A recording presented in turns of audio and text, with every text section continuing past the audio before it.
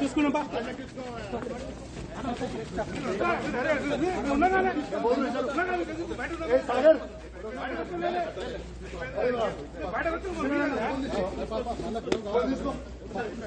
బయటకు వచ్చింది మళ్ళీ ఇమేజ్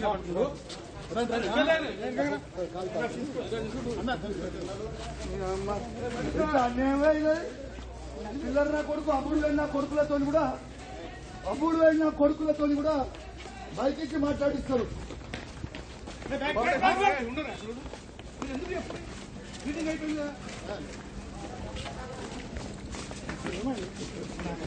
మెల్ల మెల్ల మెల్ల మెల్ల మెల్ల మెల్ల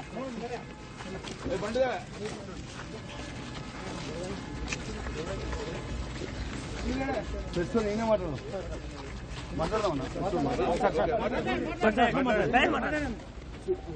ఇవాళ కరీంనగర్ జిల్లాలో రైతులకి రైతు భరోసా 15,000 ఖచ్చితంగా మీరు ఇయ్యాలి. పోయిన 2 సీజన్లు మీరు రైతు భరోసా ఇయ్యలేదు అని ఇలా కరీంనగర్ జిల్లాలో ఉమ్మడి కరీంనగర్ జిల్లాలో రైతుల పక్షాన తెలంగాణ రైతుల పక్షాన మేము అడగడం జరిగింది.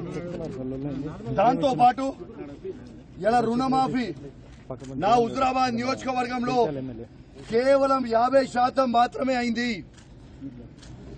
ఇంకా 50% కాలేదు.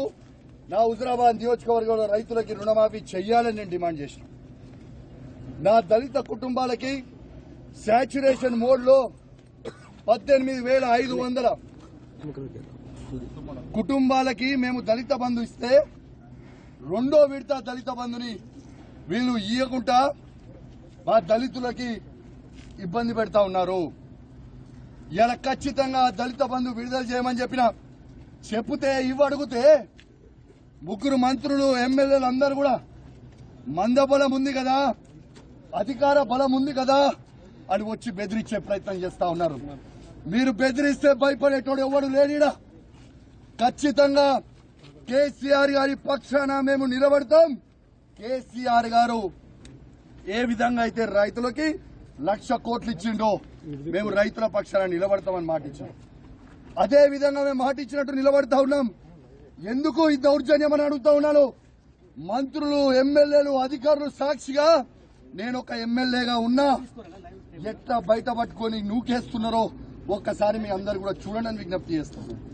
ఒక దొంగ అయిన జగిత్యాల ఎమ్మెల్యే డాక్టర్ సంజయ్ ఎట్లయితే అమ్ముడు పోయిందో సిగ్గులేనోడు అమ్ముడు పోయినోడు ఎట్లా అమ్ముడు పోయినవరా అని మేము అడిగితే మైకిచ్చుకొని నువ్వు ఏ పార్టీ అంటే కాంగ్రెస్ పార్టీ అంటూ.